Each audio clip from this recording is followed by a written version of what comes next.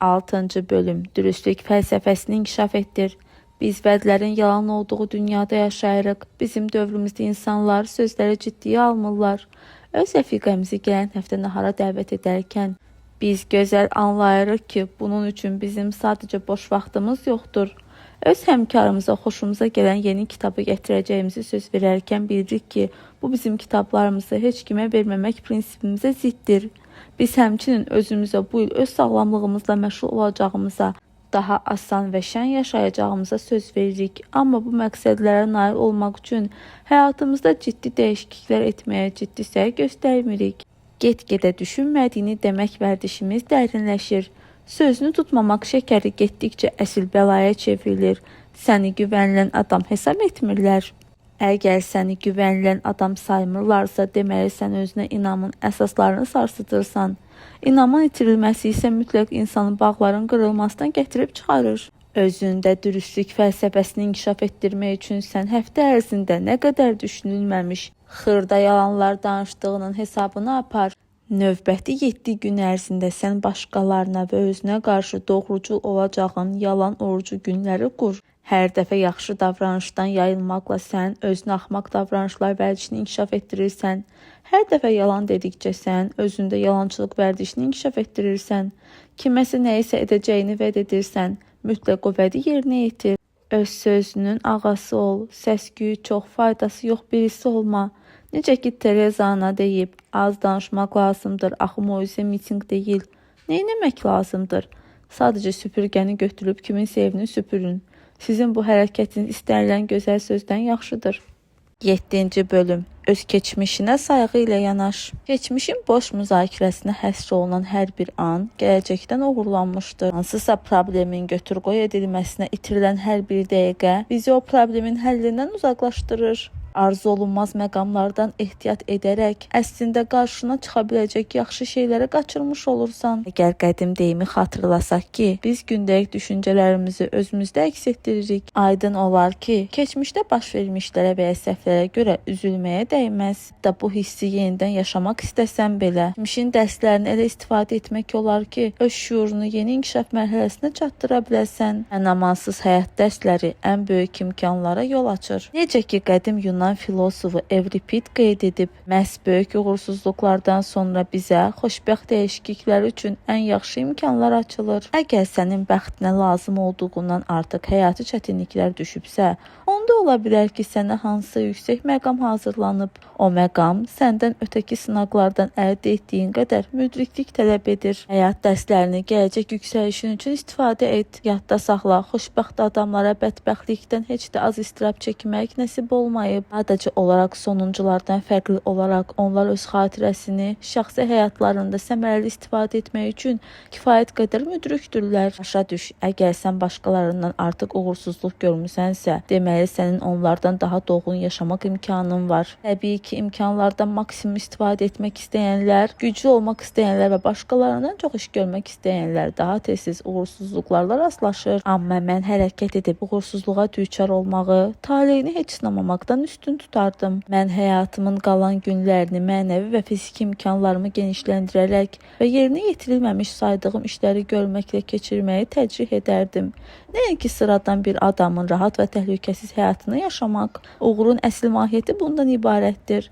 Herodot çox müdrikcəsinə deyib, başımıza gələcəklərdən çəkinib, hərəkətsiz qalmaqdansa, mərd və cəsarətli həmlə ilə özünü riska atıb, bizi gözləyən pisliklərin yarısını yaşamaq yaxşıdır. Yaxud Buket Vaşinqtonda belə deyib, mən anladım ki, müvəffəqiyyət insanın çatdığı mövqelərlə deyil, bu mövqeyə çatmaq üçün keçdiyi maneələrlə müəyyən edilir. 8-ci bölüm gününə yaxşı başla. Gününə necə başlasan, o cürdə keçirərsən. Oyanandan sonraki ilk 30 dəqiqəni mən platin 30'luq adlandırıram. Çünki bu, günümüzün sonraki hər dəqiqəsinə güclü təsir göstərən anlardır. Əgər sən müdrik olsan və özünü elə tərbiyə etsən ki, bu mühüm mərhələdə düşüncələrin aydın, hərəkətlərin isə gözəl olsun, hər ötən günün sən nə qədər həzz verdiyini hiss edəcəksən. Bu yaxınlarda mən 2 uşağımı kinoteatra, Everest filminə baxmağa aparmışdım. Dağların könül oxşayan mənzərəsindən və əsas surətlərin qəhrəmanlığından başqa, filmdəki bir məqam mənim yadımda qaldı. Alpinistlər daha yüksək zirvələrə qalxa bilmək üçün mütləq dağın ətəyini yarıb bazı düşərgəsi yaratmalı idilər. Dincəlmək, gücü bərpa etmək və ərzaq ehtiyatlarını götürmək üçün belə bir düşərgələri olmasa, onlar məqsədlərinə çata bilməzdilər. Yamaclara qalxarkən alpinistlər yolda ikinci aralıq düşərgəsi yarır, sonra isə 1-2 həftə öz ruhi fiziki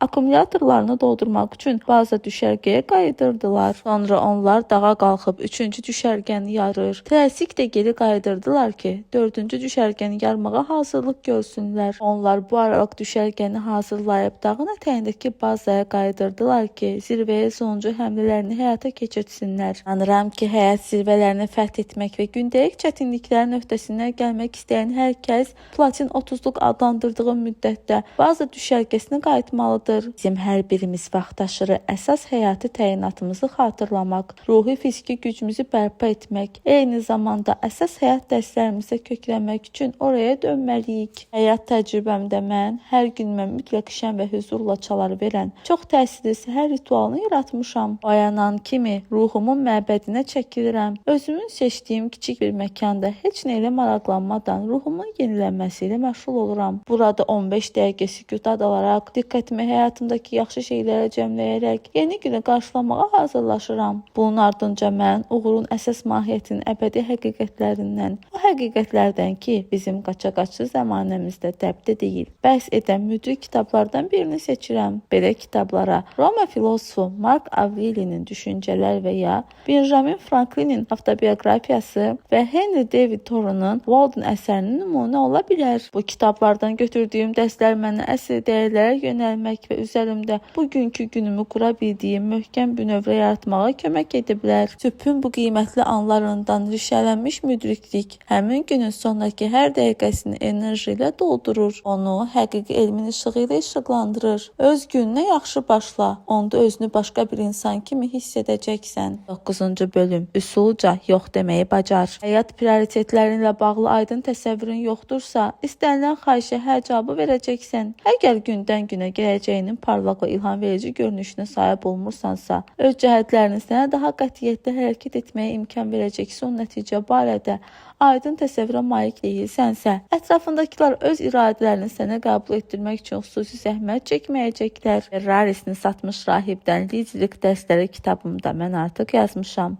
Əgər sən öz günlüyünə günün prioritetlərini yazmasan, orada başqaları peyda olacaq. Bunun baş verməməsi üçün həyatının yüksək məqsədlərini dəqiq müəyyən et və insanlara üsuluca yox deməyi öyrən. Çin müdriki Çijuan öz ağası üçün qılınc düzəldən adamın hekayəsini nağıl edir. O hətta 90 yaşında belə öz işini xüsusi diqqətlik və ustalıqla yerinə yetirir. Onu nə qədər tələsdirsələr də işində xırda bir nöqsan olsa belə buraxmır. Bir dəfə ağa qoca dəmirçidən soruşur: "Sən belə gözəl nəticələri öz təbii istedadınla göstərirsən, yoxsa hansısa xüsusi sirrə vaqifsən?" "Mən sadəcə olaraq diqqətimi əsas işə yönəldirəm" deyə Mahir usta cavab verir. "Mən qılınc düzəltməyə 21 yaşımda başlamışam. Yerdə qalan heç nə məni maraqlandırmırdı. Qılınc düzəltmək mənim həyatımın əsas qayəsi və ehtirasına çevrilmişdi. Bütün enerjimi mən sevimli işimə yönəldirdim, başqa heç nəyə. Mənim məharətim də məhz bununla izah olunurdu. Ən uğurlu insanlar həmişə diqqətlərini öz kamilləşmə sahələrinə, yəni öz zəhmətlərinin bəhrəsinə və bütün həyatlarının işinə kömək edən yüksək keyfiyyətli vasitələrə cəmləşdirirlər. Yalnız ən vacibə yönələrək onların diqqətlərini yayındıran hər bir mənasız işlərə asanlıqla yox deyə bilərlər." Basketbol tarixinin ən görkəmli oyuncusu Michael Jordan heç çox öz müqavilələrinə dair görüşlərdə iştirak etmir. Öz idman geyiminin dizaynının yenilənməsi ilə məşğul olmur. Yarışlarda iştirak qrafikini özü tərtib etmirdi. Bu işləri mütəxəssislərə etibar edərək o, özünü bütünlüklə oyuna verir. Bütün vaxtını yalnız basketbola həsr edirdi. Böyük caz musiqiçisi Louis Armstrong biletlərin satışına və ya zalda stulların düzülüşünə vaxt və güc xərcləmirdi. O, çox gözəl bacardığı işə fokuslanırdı. Truba çalırdı. Bütün ikinci dərəcəli işlərə yox deməklə həyat tərzini dəyişə biləcək işlərə və insanlara qoyub gedə biləcəyi mirası toplamağa daha çox vaxt tapacaqsan. 10-cu bölüm. Həftənin bir günü istirahətə həsr et. Qədim zamanlarda həftənin 7-ci günü Şabat, müqəddəs istirahət günü adlanırdı. Həyatımızın heç də əhəmiyyətsiz olmayan, amma hamımızın laqeyd yanaşdığımız sahəsi, ailənin əhatəsində olmaq və özünə qapılma və yenilənmə nəzərdə tutan bu günü ruhi və fiziki güclərin akkumulyatorunu doldurmağa imkan verirdi. Məhz bu günün hesabına insanların həyatı daha dolğun və məzmunlu olurdu.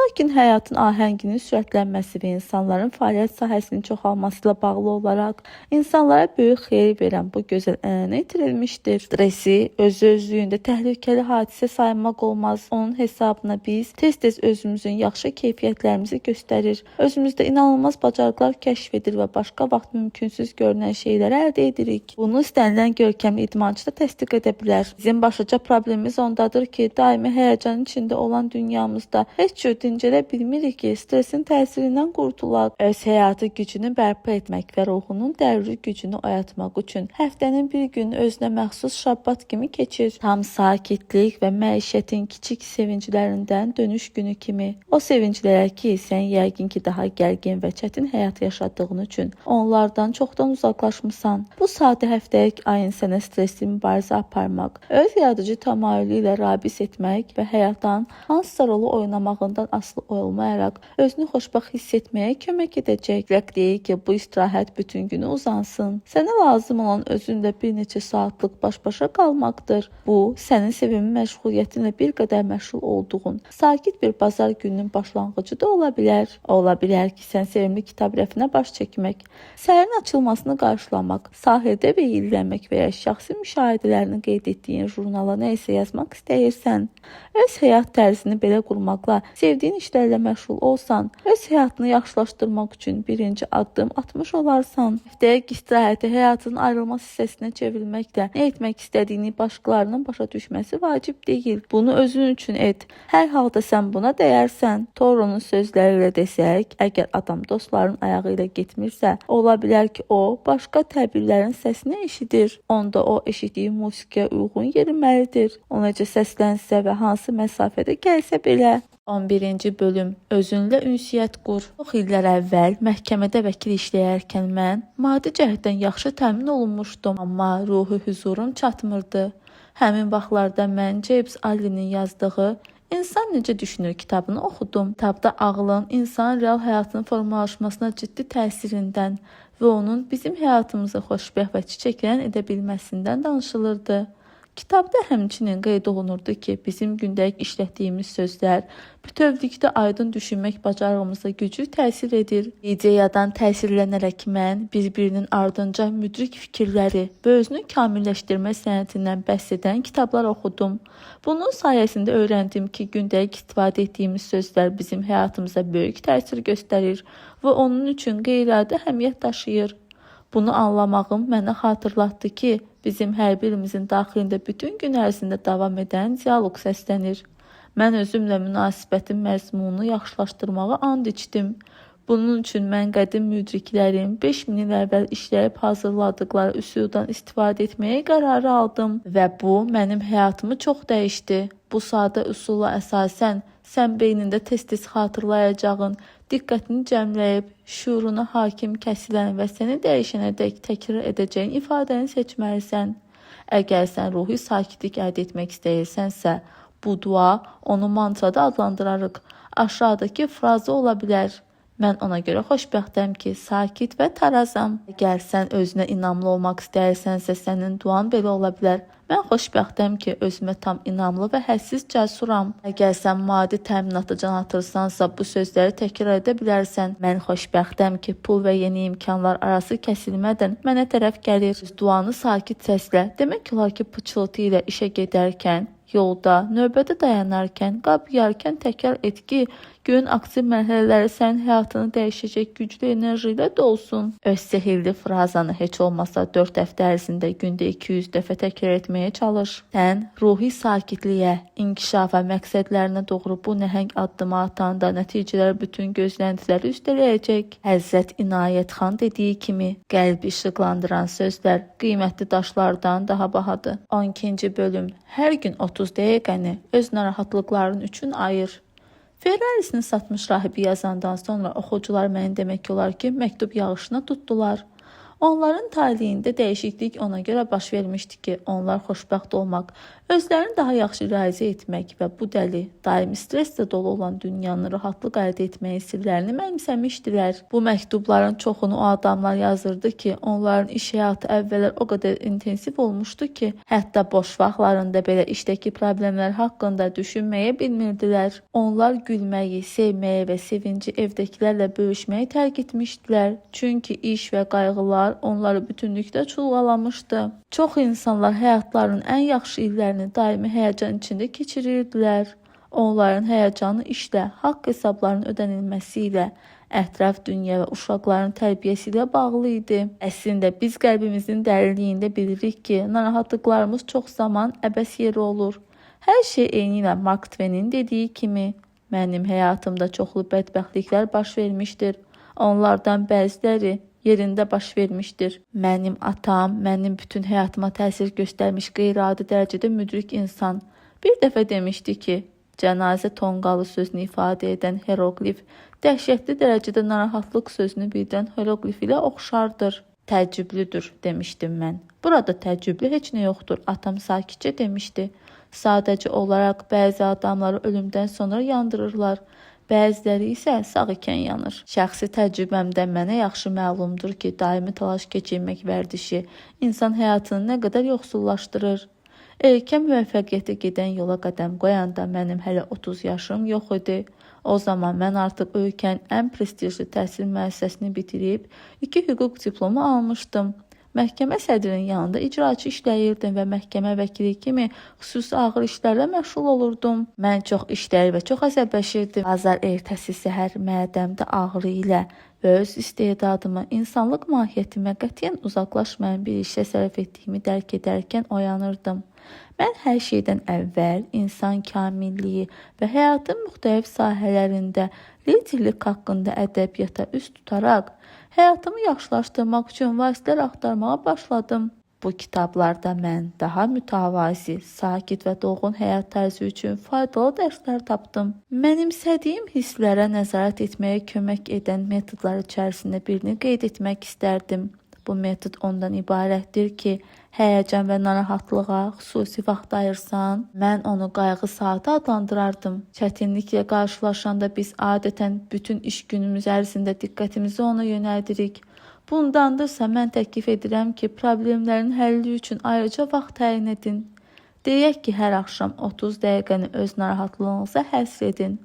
Bu zaman ola bilər ki, sən problemlərin dənizində çabalayacaq, çətinlikləri düşünüb əzab çəkəcəksən. Amma müəyyən olunmuş vaxt başa çatan kimi sənin qayğıların bir kənara qoyub, fəaliyyətin daha faydalı və yaradıcı növünə keçməli olacaqsan. Məsələn, təbiətlə təması hiss etmək üçün parkda gəz. İlhamverici bir kitab oxu və sevimli insanlarla söhbət et. Əgər sən gününü başqa vaxtında qayğılanmaq istəsən, onda narahatlığının səbəbini bloknota qeyd et ki, bunun üçün ayırdığın vaxtda yadına düşsün. Bu sayədə, lakin çox effektli üsulun sayəsində sən tədricən həyəcan üçün ayırdığın vaxtı qısaldacaqsan, ta ki bu vərdişdən tamamilə yaxa qurtarana dək. 13-cü bölüm uşaqlardan nümunə götür. Bir dəfə mən öz 4 yaşlı oğlum Kolbini İtalyan restoranına nahara aparmışdım. Əsrarəngiz payız günü idi və oğlum həmişəki kimi gümrah və şən idi. Əvvəlcə biz makaron sifariş etdik.